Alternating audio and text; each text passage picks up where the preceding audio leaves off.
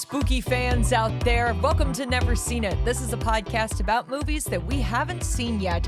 I'm your host today. My name is Betsy, and I'm here with Trent. Greetings, everybody. Today is the last Sunday in October, which means sadly we have reached the end of our month of Never Scream It content. And we are ending with a movie from 2015/2016, depending on how you define it and look at the dates on IMDb. We're watching The Witch, which is the first Robert Eggers movie that Trent and I have ever seen. Yeah, this is his first movie. It is one of four that has at least been widely released. I think he made some short movies prior to this movie, but so far he's kind of batting 1,000 with most of his fans. And he's one of these guys that lives in this kind of, not spooky, I don't know exactly what you define him as, because there is a mood, a vibe that I get from his filmography, because the other ones are The Lighthouse, which I understand is insane, The Northman, which is really kind of balls to the wall, and Nosferatu from last year, which people fucking loved, and that's like gothic horror. So he's tapping into some energy that people are fans of. And apparently the next movie that is going to be coming out, I think next year, is a werewolf movie. So again, he has this kind of an attitude where I'm going to focus my energies on dark and gothic. I think gothic is the best. You know, it's not the literal definition of what gothic is, but it's the only explanation I can give. So we've heard many, many things about his filmography, but have not actually sat down to do any of the movies, to watch any of them. I said a while back, I think last year when Nosferatu was out in theaters, I was like, you know, we could just do an entire Robert Eggers series. Yeah, there's four of them. We have literally done none of them. But we're not doing that today. However, we are going to finally dip our toe into his filmography. Yeah, and for Never Scream It, every year we want to throw in a new movie, or at least a semi-new movie. That's this one. And because the Robert Eggers name has gotten some real notoriety behind it, people tend to really like his movies, so why don't we start at the beginning? So The Witch, or The Vavitch, as we have been calling it. Yes, this movie was, I guess, set in a time before the W was in proper use. They would use two V's. So the joke is, well, it's actually the Vavitch. So what do you know about the Vavitch, Trent? I know, of course, it is Robert Eggers. It is set in the, is this the colonial times in the 1600s? Yes, 1600s, I think. Okay. In America. Yeah. Colonial America. We've got a family, I believe. This is some kind of homestead ranch kind of a thing where it's a family and maybe some kids. The only person that I know, the only actor I know in the movie is a very young Anya Taylor-Joy. And we were just talking before we sat down here, what other Anya Taylor-Joy movies have we done? I mentioned we did The Menu, which we loved. She also played Furiosa in that Furiosa movie. And you had mentioned, well, technically she's in Dune too, but I said, well, only as a baby and only in voiceover. But anyway, other than that, I kind of know nothing. I'm assuming that there's witches, Betsy, of some kind. There's got to be some kind of mythical shit that is happening here. Otherwise, why would you call it a witch? Unless it is completely fake and it is a bunch of, I don't know, pagan ritualists doing a bunch of shit in the woods. Well, it is an A24 movie from 10 years ago. Uh-huh. And that carries with it a certain sort of reputation. So it could be absolutely nothing to do with witches. It could be that she is a witch, that someone else is a witch. I know there's a goat. Maybe the goat is a witch. There's a goat, that's right. You know, maybe it's all the thing of the 1600s and women in America. They just yell witch, even though that has nothing to do with anything. Yeah. You're all just a bunch of misogynistic men. I'm hoping that this is going to be like The Lobster, where it is just the concept of what the lobster represents. And there is no lobster in that movie. Maybe it's like this. There's no witch in this movie. It is just a bunch of paranoid people in the woods. But I assume because of what we know, because it's called The Witch, because it's A24, it's going to be atmospheric and strange. Yeah, that's what I'm hoping. If we can describe it as anything. But we don't really know until we go see it. So let's go watch The Witch, and we'll be right back.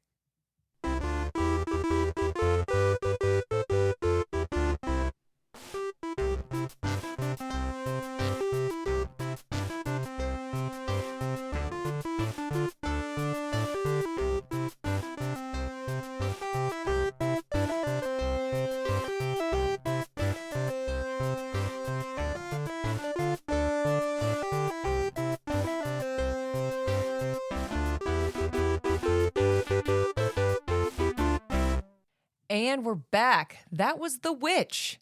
Trent, what do you think? We have emerged from the woods, Betsy, and I am a changed person. For the better? For the worse? I don't know, but I can see why Robert Eggers and this movie have both kind of gotten attention, not for like the real big scares that regular horror movies, like the Hollywood produced horror movies that we're used to, that we've covered on this show and other shows. This isn't like one of those. This is more of a creepy, it kind of fucks with your head a little bit because it's kind of telling you everything, but it's telling you nothing at the same time. It's more just getting under your skin. It's understated. Yeah. And I think when I think about the other movies that we've talked about from Robert Eggers, none of them are like anything else that you've ever seen. We haven't seen his other 3 movies, of course, but from what I've heard anyway, none of them are like anything you've ever seen. Besides, Nosferatu, which is based on Nosferatu, of course. But even that is based on folklore. So is The Witch. This is a folklore tale. Yeah, you just read right before we started recording that a lot of the dialogue comes from real pieces of literature, letters, things like that from the 1600s. Yeah, so it is the language that was used back in this era, in this century, really. This movie supposedly is taking place in 1630. The Salem witch trials happened in the 1690s, I think. So there's a big amount of time here, but it's this entire era of a lot of other people coming to America, bringing their religion, bringing their superstitions, bringing their fears and whatever else, bringing it to here. But there's already been a good amount of time and a good amount of people that were already here. And just like in this movie, this family was kicked out of this colony because they were preaching their own kind of religion and the colony wasn't about it.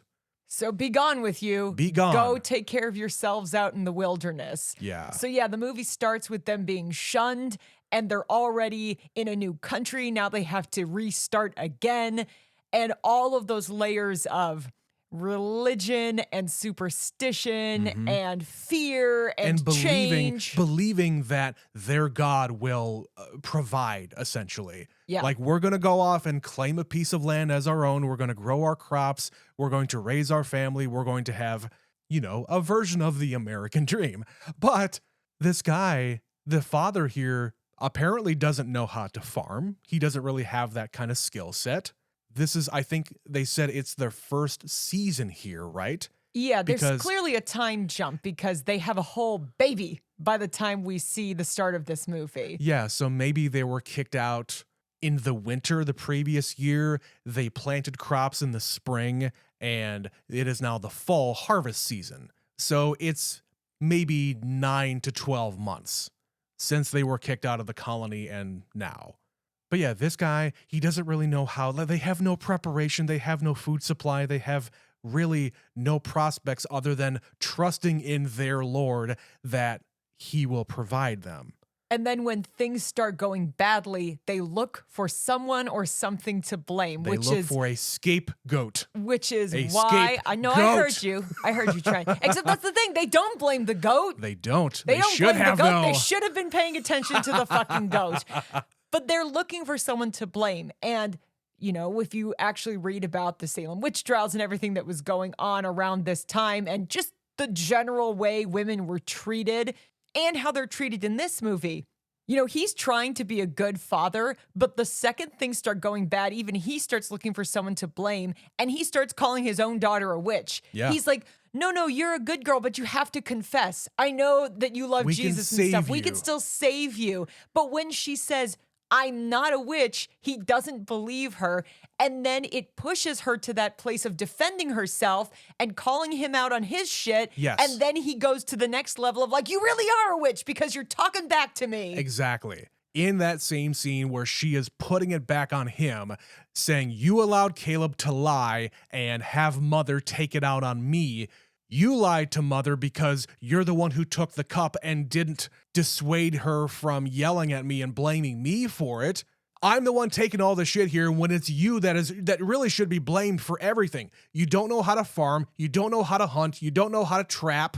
All you know how to do is chop wood. And by the end of the movie, it is the chopped wood that is his downfall. Chop wood and pray. Yeah.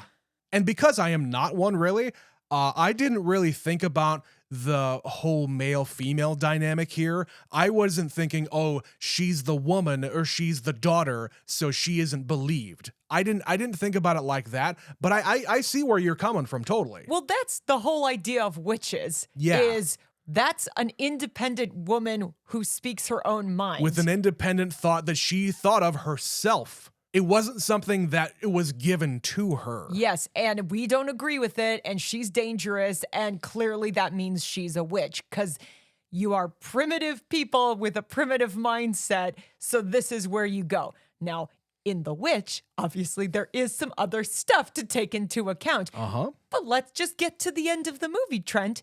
She gets shit on the whole movie. Thomasin is blamed for all of this stuff when really she is the most innocent one of any of them. And in the end, she's the final girl, which we keep bringing up this entire month. It keeps happening. And she basically, in that moment, decides to make a deal with the devil and joins this coven of witches or something. What else does she have to do, though?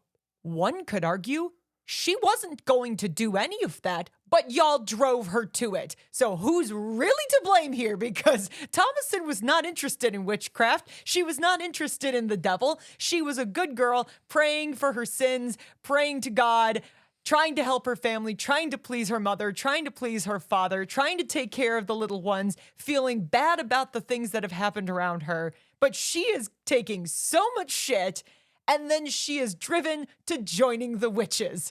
Who's to blame? I'm just saying. I can't blame her. I'm just saying, Trent. I can't blame her for doing that. Seems pretty fun to me. She got to fly. She was flying. Yeah, she got to float anyway. She was laughing and crying and full of weird ecstasy. Yeah, this movie goes a lot of places, Trent. But it is based in that creepy folklore from the 1600s where we're enough removed, where we're just reading accounts of what people thought and felt in those days. And it stems from what I'm saying. They are in a new place and it's this vast, untamed wilderness and the woods are fucking creepy. Like woods just in general. And when you are people from another land and you've already been struggling to get here and now you've been kicked out and now you're in the middle of nowhere. You're the only people for miles around. You were promised the promised land, really, to come over here, and they themselves came over. They're not like second generation or anything like that. They had a home in England. They came all the way here, found a colony, and supposedly were accepted by this colony because they all know them. But because the father would not shut up about whatever it is that he's all about, they say, nah, we don't want any of your fucking shit. Get the fuck out of here. Yeah, that is an interesting aspect of the movie where it starts. He's basically on trial and he is continuing to preach. Yeah. And they say, you're the one on trial. You're not judging. We are the judges. And they kick him out. But we don't really know exactly what it is he was preaching that they were so upset about. No, I feel like it's probably they weren't pious enough for his taste. And he wanted the entire colony to be all about the Jesus. Whereas the rest of the people there are probably more casual about it. They're a Sunday and Christmas and Easter crowd. So that's not good enough. So he starts to berate all of the people on the street corner, spouting his religion to everybody, and everybody else just got sick of it. Get the fuck out of here, man. We're sick of you. So one could argue that when he is having his emotional breakdown because everything bad has happened because of him. Yeah. He cries out to the heavens saying, it's my fault. Well, yeah, dude, it is. Maybe you should moderate a little bit. When women have no agency, when you have to go where your husband tells you, when your children have to go where their parents tell you, the only person responsible for everything that happens is you. You dragged them across the ocean. Your wife clearly wasn't very happy, but she went. Yep. You got them kicked out of this place where it was secure and safe, and now they're in the woods. You're letting your children take the blame for your own decisions. So that scene where he is like chopping wood and then has an absolute breakdown and is saying, it's me, it's my fault, I acknowledge it, I'm gonna eat dirt and pray to God for forgiveness. You said in the middle of the movie, Betsy, he's really good. He is exceptional in this movie. Holy shit.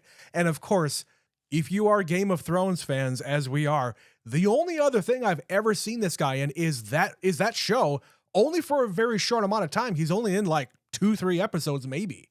But yes, in that scene when he is on his knees, just confessing, it's all me.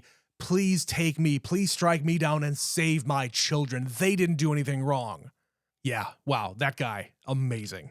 But it doesn't quite work out for him, does it, Trent? No. It's not enough because Satan has taken the form of a goat and he is on the farm and he's out to get you. But Betsy, no, Satan has taken the form of a lot of different animals here because it's the fucking rabbit that they keep on hunting. Presumably. It is the fucking raven or crow or whatever that bird was. Definitely. That she woke up and was breastfeeding this crow and it was just pecking at her. Just pecking.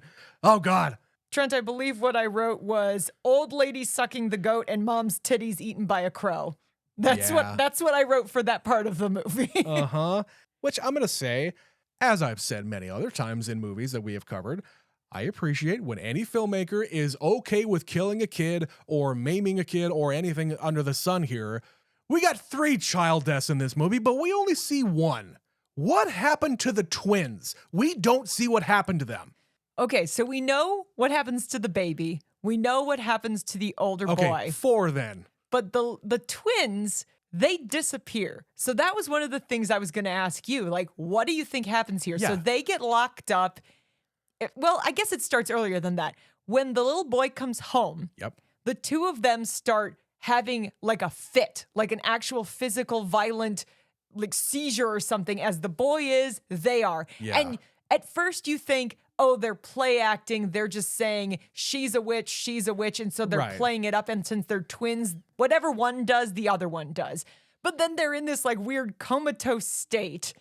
And they all get locked in together in the goat barn. Well, even before that, the father comes home and he's like, damn you devil, get out of my child. And he picks one of them up and shakes him and the kid is screaming. So it's not like he's completely comatose here. But that's what I'm saying is like, how much are they playing it? Is this Yeah. real? We don't know.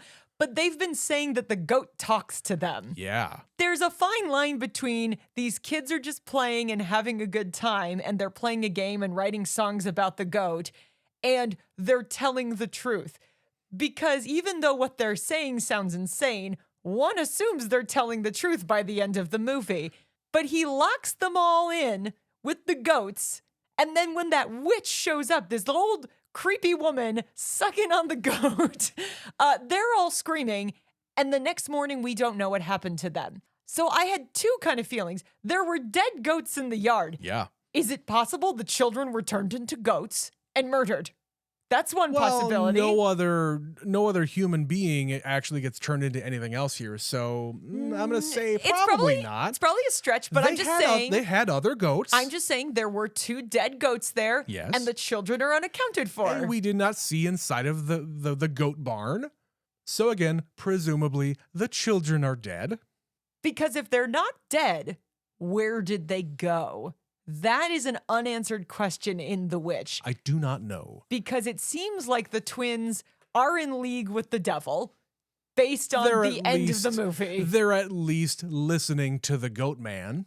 They've had words with the goat, yes. Yeah. But you mentioned something a little bit ago about these kids seemingly are telling the truth by saying, oh, Black Phillip told us that you were a witch or you signed your name to the devil's book or whatever the fuck they were saying. When they're down by the river and Thomason comes up and confronts the little girl by saying, yes, I am a witch and I do this and I do that and blah, blah, blah. Seemingly to try to get her to shut the fuck up because, hey, it's your little sister who won't stop barking at you. At that moment, though, do you think Thomason was saying any kind of truth there, or were the words coming out of her mouth involuntary? I don't know. I think she's just fucking with her little sister because Those twins suck. Those little children are bastards. The whole time they are in this movie, they are just running around. Yeah. They're not listening. Not minding anybody.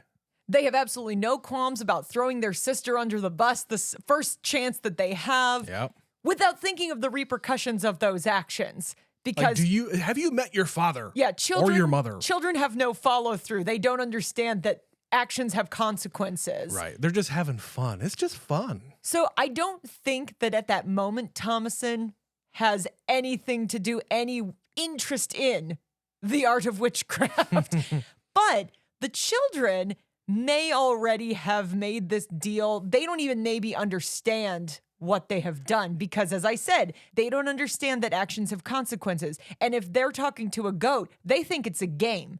Yeah. They are literally speaking through a vessel of Satan or to Satan himself in the body of a goat, and they just think it's fun. Now, we don't actually see any of this, but I am surmising here that through the power of suggestion, they are coming up with all of these scenarios and all of these diatribes about witches and whatnot. Because presumably, the father and the mother have preached to them about the evils of witchcraft because of their religion. We don't see it happen. They don't really talk about it, but it is ever present here. Through the power of suggestion, all of these speeches, especially the one that Thomason makes by the river, by her saying that, she's just repeating this evil that she had overheard, which again, it's kind of copycat. They heard about witches. They heard about how witches do weird shit. And children being fascinated by weird shit sometimes, they like to scare their siblings and whatnot, so why not do it at that moment? They also make up stories and they tell tales. Yeah.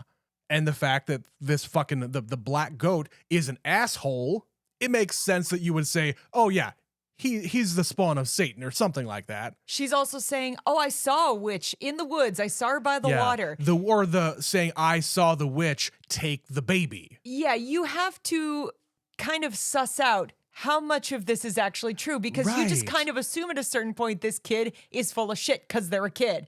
But then it starts to seem like she's been telling the truth the whole movie, that maybe she did see a witch. Maybe she did, talk to the goat. We don't know because it's more her than the boy. The boy does kind of chime in. It's like monkey see, monkey do. But it does feel like the goat has connected with the other daughter, Mercy. More than the son. Yeah.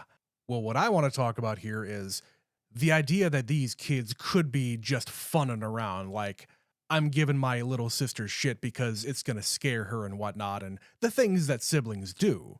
But because of the kind of language that we are listening to here in the movie, it kind of gives it a different meaning when they're funning around with each other.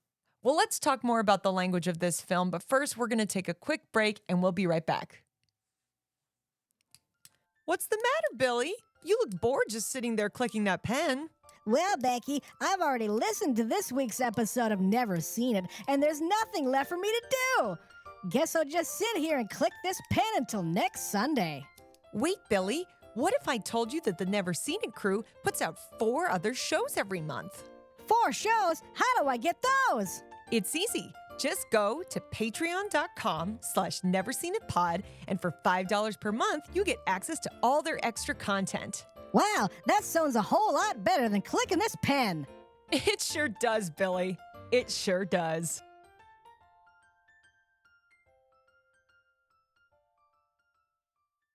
So we mentioned that a lot of the dialogue in this movie is based on real texts from the time that this movie takes place.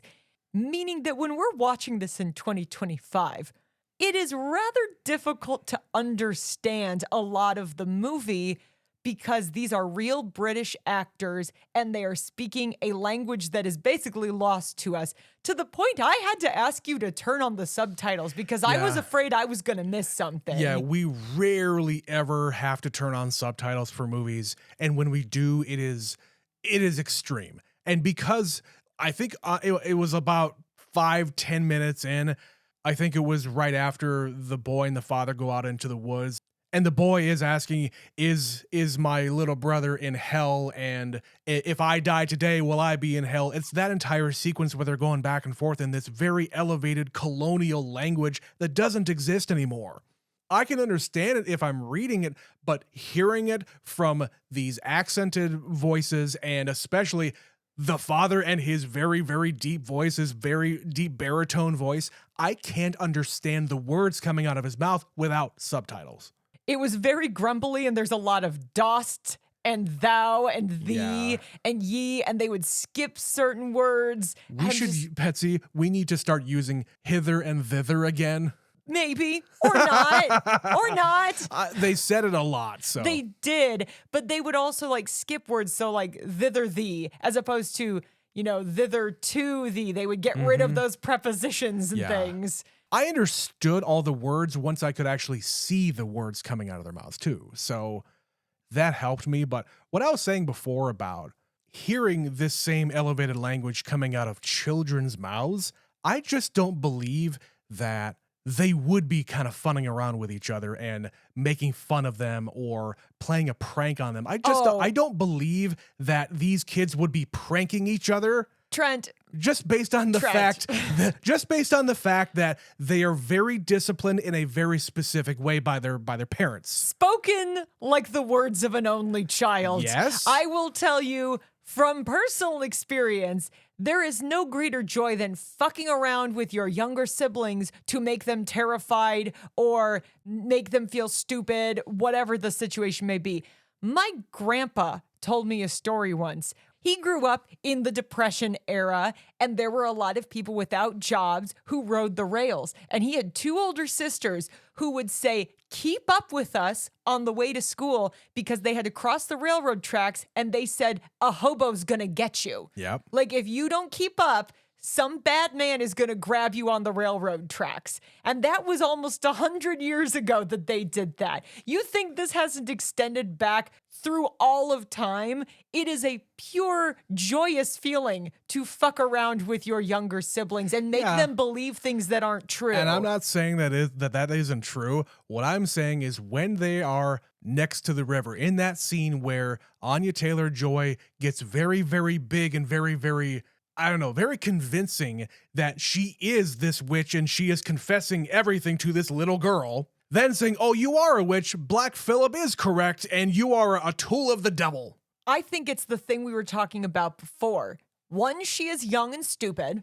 Two, she's uneducated, so she's stupid. And number three, they are very religious, so she believes a lot of things like evil and Satan and stuff like that. And she's quick to make assumptions that, if you are acting out of line to a way that our parents have taught us, clearly you're possessed by the devil. Ergo, devil. Ergo, you're a witch. So when you say it, you're speaking truth, because why would I believe anything else? It kind of goes back to what I said about what we don't see on screen. Clearly, these kids have been taught that witches are real, witchcraft is real, and they are evil, and they are a path to Satan. There are definitely some things that we don't see throughout the movie. So it kind of starts, they live on the edge of the woods, and they establish those woods as being a place we don't go, and they're very creepy. This is another movie like The Village, where you don't go in the woods, you don't talk about the woods.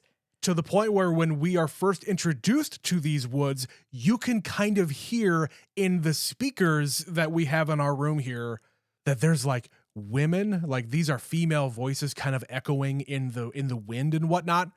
That is in the soundtrack here. You can hear it. You can hear it, but I think in the beginning, it's part of the score. But at the end of the movie, it's very real. Sure.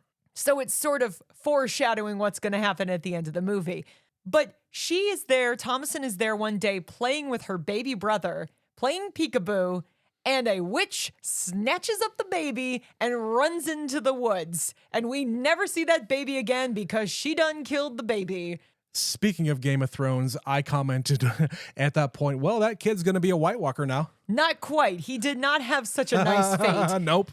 Instead, we see this witch take a knife, and I thought, oh, is this going to be a weird circumcision thing? No. Oh, no. That witch cut that baby open and bathed in its blood.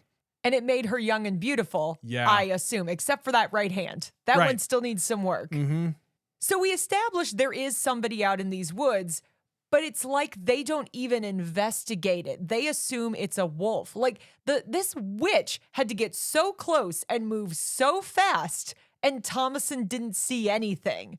So this is kind of the situation they're dealing with. And then it just keeps getting worse and worse and worse from there. Every time they go in those woods, I'm like, don't go in the fucking woods. What is wrong with you? Yes, you went with your dad out there. That doesn't mean the next day you can go out by yourself, because the boy gets lost. The dog gets fucked up. He finds the witch, and we don't know what happens to this boy. We don't have a clue how he made it back in the rain, in the dark, butt naked, and then coughing up apples. What is that about? What is this whole thing? Yeah. In that room, when he comes back and he starts thrashing about and talking about Jesus and talking about the devil has taken the form of all of these other animals and whatnot.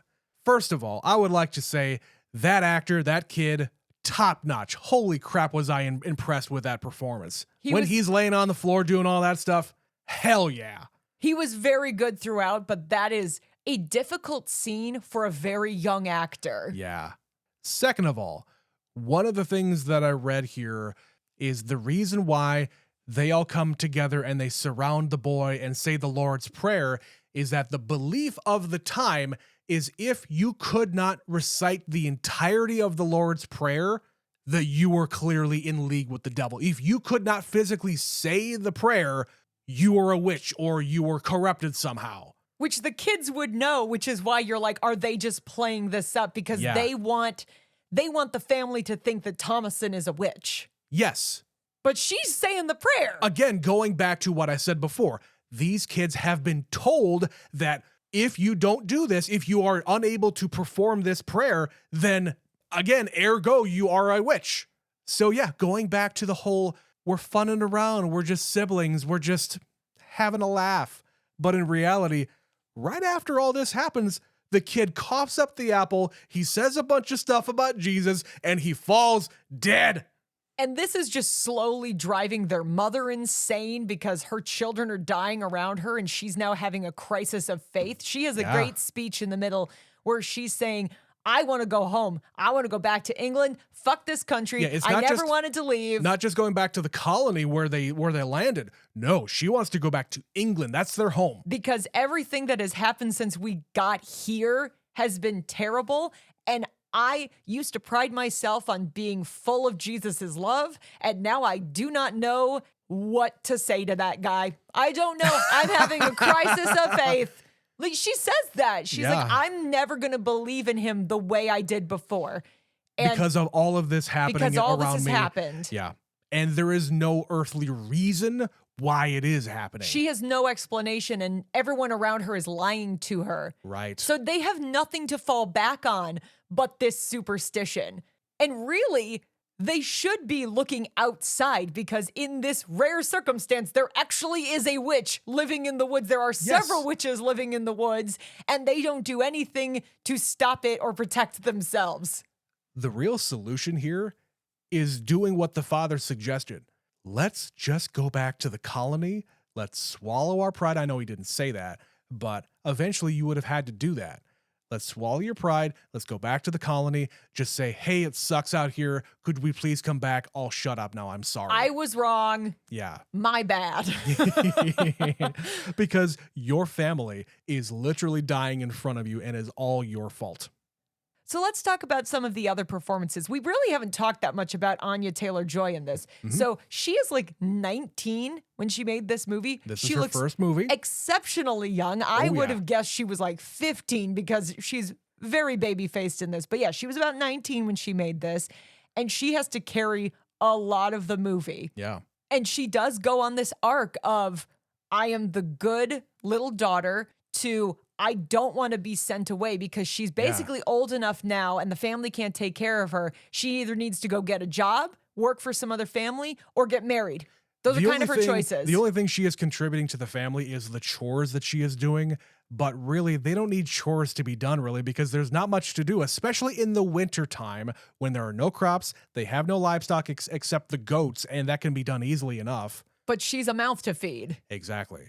So they conspire to say, okay, one of these other families around here, not back to the colony, but one of these other families that have farms in the area, let's send her to one of them because they can help with livestock or whatever else, or what other jobs that they have to do. She could also, she's also a woman now, so she can go off and be married. Yeah, and she's kind of a disappointment to her mother. She is not living up to her expectations because she was responsible for the baby when the baby got taken. Right. So that's strike number one.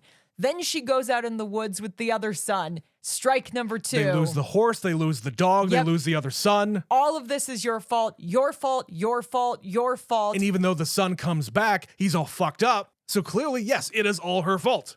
And in that scene where she has the confrontation with her dad, that's her big moment of the movie. Absolutely. I love that scene. Where she throws it all back in his face and says everything that she's been holding back. She should be just very quiet and, I love my father and Yes, I love sir. the Lord and Yes, yes, sir. sir, and that's all. But no, she dares to speak up and throws it all back in his face. Whose fault is it really? You took the cup.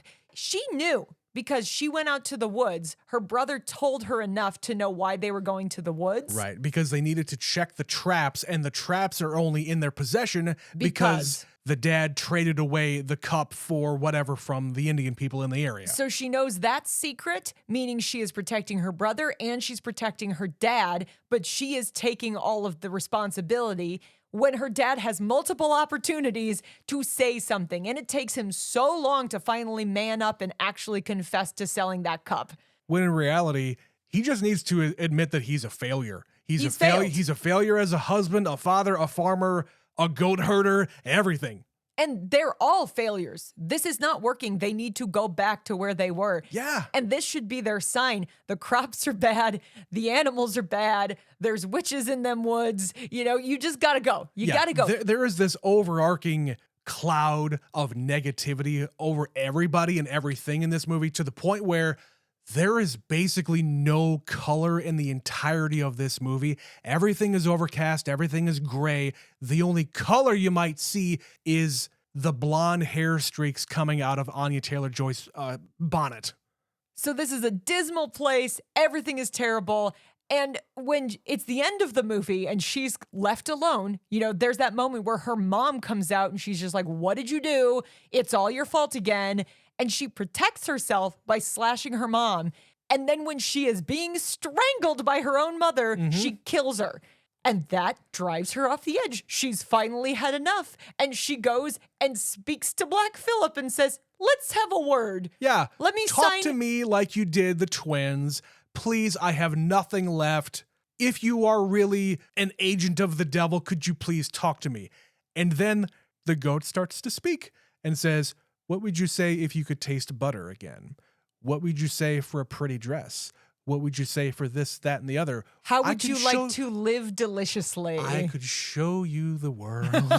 And he turned into a man. Yeah. The he goat turned into a man. Wearing boots and spurs and a leather jacket and presenting this book to put her name down to join the ranks of the witches. And she can't write her name. So he says, I'll help Right. you. I will guide your hand. Yeah. And she just then gets naked and goes into the woods with all these other ladies.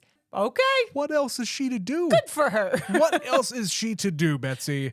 Because again, they have no horse to get back to town. Yeah. They're kind of screwed. No matter what happens, she's out here by herself. Might as well go join the witches. But she's great in this. Like, you could see, even 10 years ago, a budding star. You could see that she's got some potential. And I'm not at all surprised that in the years to follow this, she went on to do a lot of really great projects. Yeah, she had been discovered after this point. And again, Robert Eggers wanted to have kind of unknown actors because why would you have anybody of significance out in the woods? And this is really a real spot in Canada. They only shot in this one place. It's kind of tying back to something that we've been watching over the last few weeks. It happened in The Thing. It happened in Event Horizon. We're in one location, and we can't escape it. We are really victims of circumstance, and we're all looking for somebody to blame, and we don't know who to trust. Yeah, everybody's kind of looking towards each other to blame for their misfortunes. But in reality, you just need to look into a mirror. And it all is just collapsing around them. Instead of banding together, they tear each other apart. It wasn't intentional that we did this because, as I said, not at all. We have not seen until this month any of these movies. But when you lay them out like that, I'm like, oh, interesting. And even Hellraiser, one location for the most part. Yeah. Yeah. These are kind of very isolated stories that we have selected by mistake to make our lineup for this year's Never Scream It. And honestly, that's kind of the whole reason why we're doing this, to just discover the connections where you didn't even know that they were. We're spanning here over 40 years worth of cinema here, of horror cinema. The similarities are kind of uncanny sometimes. Even when we covered the last movie, Event Horizon, it's kind of like Hellraiser in space. Who'd have thunk it? We did not. We did not choose that intentionally. It just happened. Do we look like people who have a plan? Yes. No, we are not those people. We just picked movies that we thought were interesting sounding. That we've heard that we've heard are of. awesome. Yeah. And so far, I think we're 4 for 4. Now, The Witch is not one of these movies that you're going to go to in order to be scared or creeped out or anything, but it is eerie. If I'm going to put a word on this movie, it is eerie as fuck. The score in this movie is kind of nightmare fuel.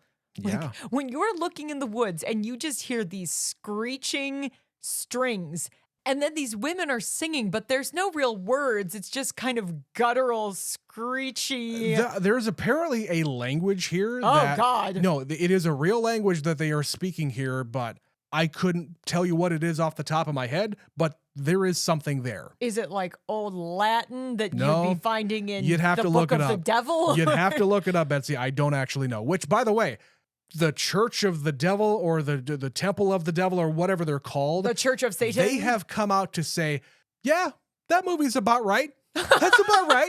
Sure. Why not? Yeah, we've seen that. We've seen some similarities. Cool. Very cool. Lucky me. Yeah, I think overall, Trent, I did like this movie. It's in the same family as like Midsummer, where it's very just unnerving. It'll really stick with you. It's gonna make you think about it for a long time. Not Yeah. everything makes total sense. There's some questions you're left with, but it's not things that are making the movie fall apart. You're just trying to put Yeah. the piece together. I am not turned off by this movie. I'm not turned off by Robert Eggers, and I think some people might be, but I'm intrigued to see more of his stuff. Oh, I definitely want to see the rest of them. I've been wanting to watch The Lighthouse for some years now. Oh yeah, it's been on our list forever. Because the trailer looks insane, and everyone who I know who has seen it says it is a batshit movie. I'm there for it, but we will have to cover that another time. But with that, Trent, do you have any other thoughts about The Witch that we haven't touched on yet? No, I think I'm good. I've said my piece about the movie. I mean, other than the fact that this woman, the mother in the movie, is just impossible. Nothing is ever good enough for her. Her children are a constant disappointment, no matter how good they do in their life, in their chores, no matter how good they behave.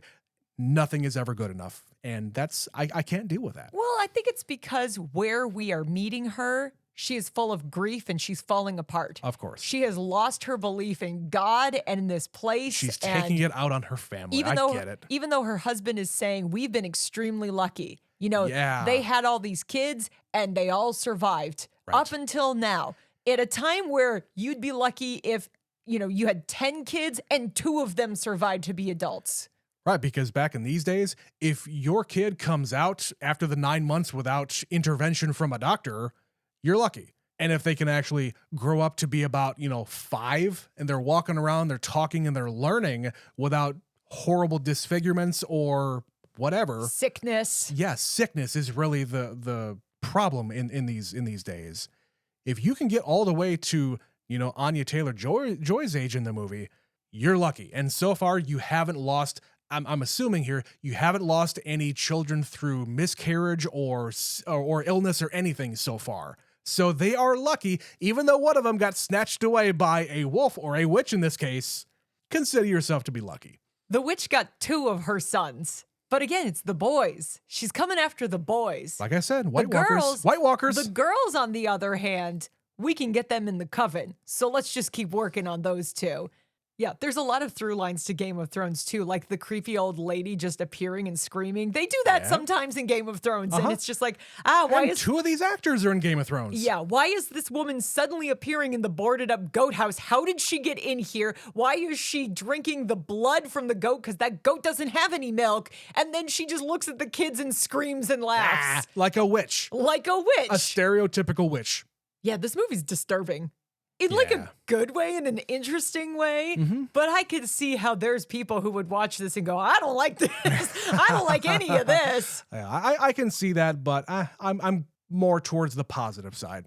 Well, then with that trend, I think this is going to do it for The Witch and for Never Scream It 2025.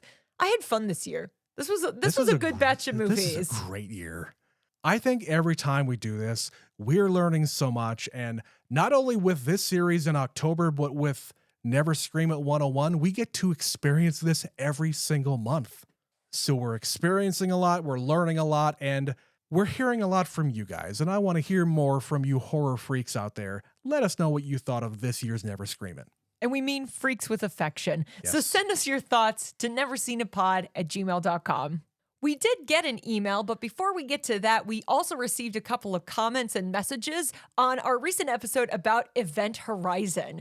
So we got a message from our friend Blake about Event Horizon and specifically about the fact that the movie got edited way down from the cut that was originally produced. Yeah, Paul W.S. Anderson has said that the studio required him to cut his movie down from like over 2 hours to just over an hour and a half. And that stuff was some of the gnarliest stuff that people were kind of missing out on. So I had commented, I would love to see that version. So Blake responded specifically to this element of our conversation.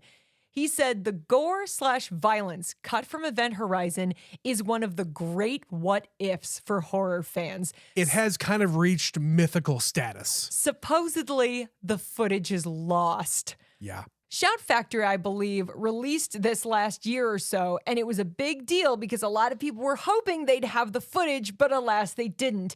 Not sure we'll ever see it, which sucks because what you do see in the movie looks so promising.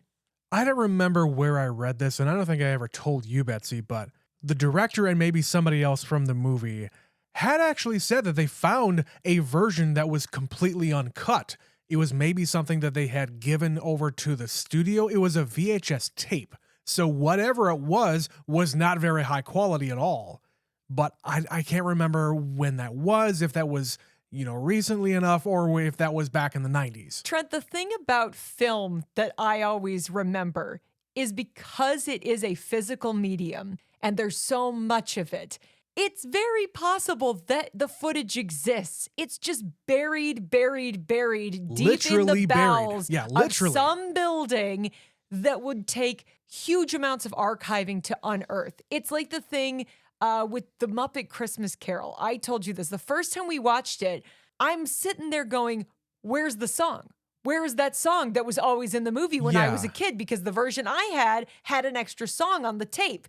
And they said, well, that was the director's cut that included that missing song. They weren't able to restore that until like 2 years ago because somebody found the actual hard copy of the film and were able to digitize it. The reason they couldn't fix it was they had it, but they didn't have the original source. They didn't have the original file, so they could never actually complete the movie. And it would have been weird to just throw in some like SD, DVD quality version into the Blu-ray that you're putting out. It doesn't quite work, so you just don't do it. So same thing here. I'm confident that someone someday could find the missing footage from Event Horizon from 1997. I'm not saying for sure. I'm just saying high probability that it does exist and people have just forgotten it because that's how film tends to be. I wonder if the director has actually been out there to say exactly what got cut so that maybe people can fill it in their minds. I don't know. But I'm with you. I also would like to see that footage. So thanks, Blake, for that message. Yeah. We also got a comment from friend of the show, Heather J. Stewart, who said, I saw Event Horizon in the cinema back in the day. It is to this date the film that put me most on edge after it was over. A woman and I screamed at each other in the toilets after. She pushed and I pulled the same door at the same time. Then I almost had a car crash on the way back because I was so on edge and someone in the car with me made me jump. It's a very visceral memory. Also, I can't remember if I had such a major issue with eyes before seeing this movie. Yeah, I don't do well with eye stuff. But for some reason, this one didn't bother me. Which is unusual because it's quite intense, the eye stuff she's referring to. It's probably because it's very intense. The stuff that really gets me is when you could really, really see it. When you can tell it's kind of special effects and fake, it doesn't bother you. Interesting. All right, well, that brings us to our superfan Stephanie, who sent us an email about Event Horizon. And she says, I actually like this movie. I have seen it a few times and remember it being great. Though as far as space horror is concerned, I prefer Sunshine, Alien, and Pandorum. I don't know what Pandorum is. I also don't know what that is. Never heard of that. Sam Neill is super freaky at the end of this movie. I do agree that you kind of forget that they are on a spaceship at times, and they are not very consistent with the science. I could be okay with the science being inconsistent as long as they're throwing something out there. But yeah, the fact that they are all on a space station and there is nothing quote unquote spacey about their experiences, it kind of bothers me. They're just on a set. It's not reminding you, hey, look, that's space outside.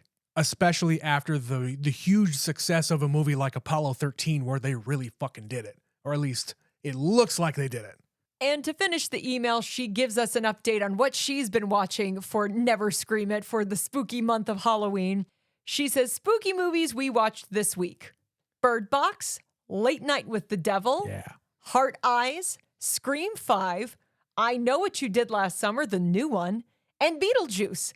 I love a good slasher, and the Scream movies are near and dear to me. I like Heart Eyes a lot. Who doesn't love a slasher rom-com? The I Know What You Did Last Summer reboot is fine. Yeah, I've heard that. I did enjoy the fact that they got everybody back together. That's cool. It was just kind of a blip, though. Like, I already sort of forgot that it came out because they announced it was happening. They announced the original cast, for the most part, was coming back. And then I never heard about it again. And then people are like, yeah, I'm going to that movie today. That's out? Really? Do you think it's more of a generational issue that we're really running into here? Because the same thing is happening with the Scream series because, you know, Neve Campbell, she's attached to those movies, but she's kind of it. And these other new, younger stars of these recent movies are a lot more in demand. I think the problem stems from they've been making Scream movies for 30 years. They've made 2 in the I Know franchise, and the last one was 25 plus years ago. So with that, I feel like it is a generational issue because the only people who would really want to go and see that movie are people of our age. You have to completely reboot it, have nothing to do with the original. Is it possible they did that and I've forgotten that as well? No.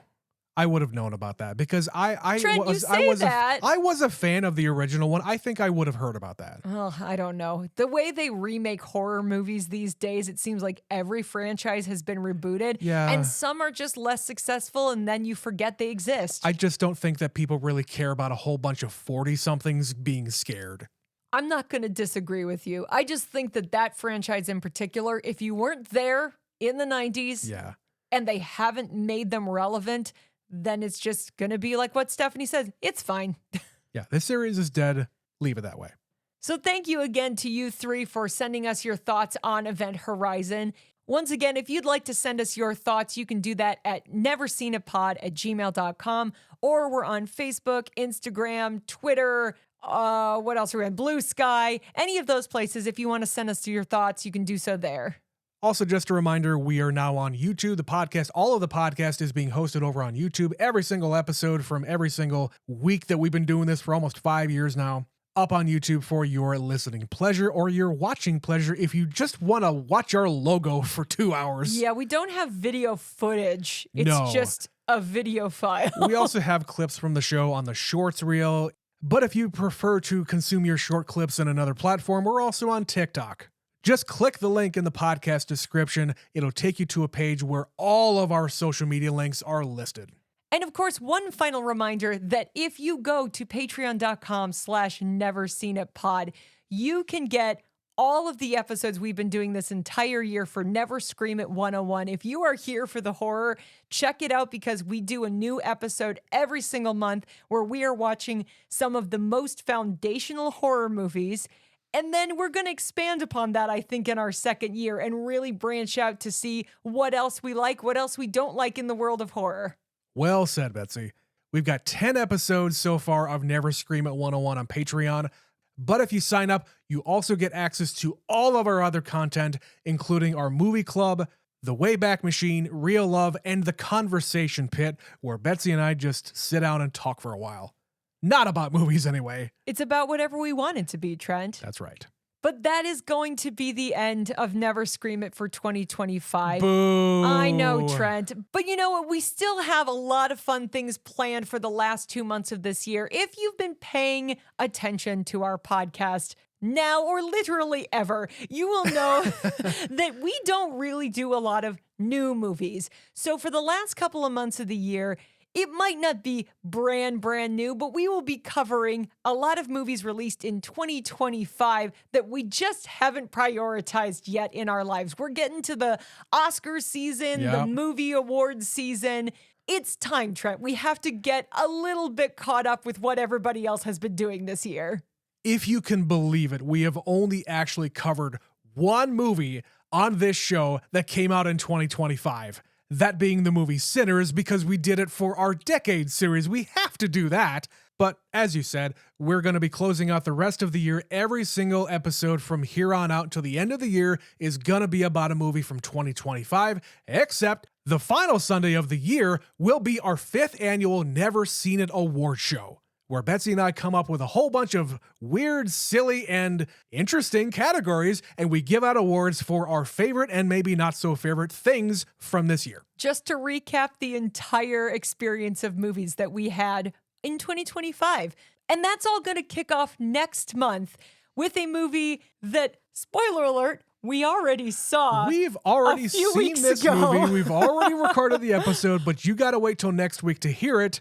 We saw Paul Thomas Anderson's One Battle After Another. So we hope you'll come back next week for that episode. Until then, we thank you for listening. My name is Betsy. My name is Trent. We'll see you next week. See you guys.